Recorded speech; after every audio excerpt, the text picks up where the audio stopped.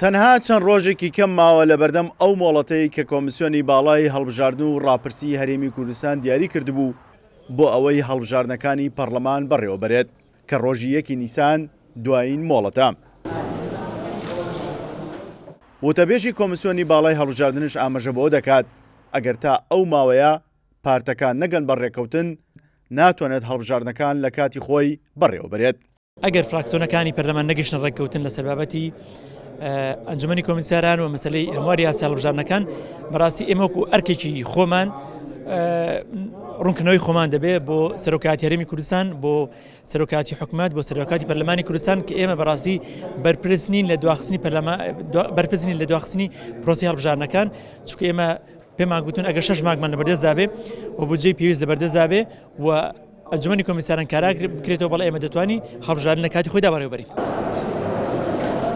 پارت و لایەنەکانش لەگەڵ ئەوەن کە هەڵبژاردن لە کاتی خۆیدا بەڕێوە بچێت، بەڵام تا ئێستا لەسەر یەکبازنەیی و فرەبازنەیی ڕێک نەکەوتون. یەکێتی نیشتیمانی کوردستانش بۆ هەڵبژاردنەکان بەڕوونی ئاماژەی بۆ کردووە کە دەبێت هەڵبژاردنەکان بە فرەبازنەیی بەڕێوە بچێت.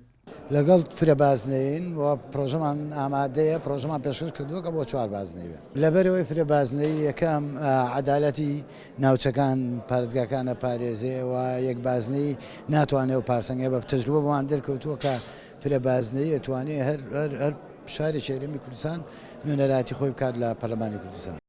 هەرێک لە بزنەوەی گۆڕان و کۆمەڵی دادگەری لەگەڵ ئەوەن کە هەڵبژاردن بە فرەبازنەیی بەڕێوە بچێت، چونکە کەمترین تەزویر لەو سیستەمەدا دەکرێت. گرنگە لایەنەکان بگەنە سازان لەسەر هەر یەکێک لەم پرسانە، هەم پرسی با بڵێن هەڵبژاردننی پەرلەمانی کوردستان و یاساکەی و هەم یاسای کۆمیسیۆنی باڵای سەربەخۆی هەڵبژاردن و ڕاپرسیش بە هەمان شێوە. ئێمە ئەو پرۆژە یاسامان پێشکەش کردووە لە کاتی خۆیان و لە پرۆژە یاساکەمانە ئاماژەمان بۆ کردووە کە 4 بازنەی بێت. پێمان باشە یعنی بکرێتە فرەبازنەی واتە 4 بازنەی زۆربەی لایەنەکانیش داوا دەکەن.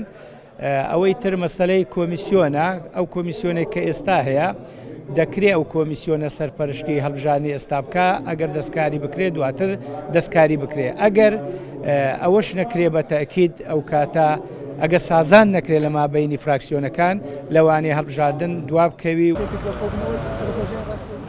تا ئێستا تەنها پارتی دیموکراتی کوردستان و بەشێک لە کورسە کۆتاکانی پەرلەمان کە نزیکن لە پارتی لەگەڵ ئەوەن کە هەڵبژاردن بە یەک بازنەیی بەڕێوە بچێت. سیروان حوسێن، کورسان نیوز، هەولێر.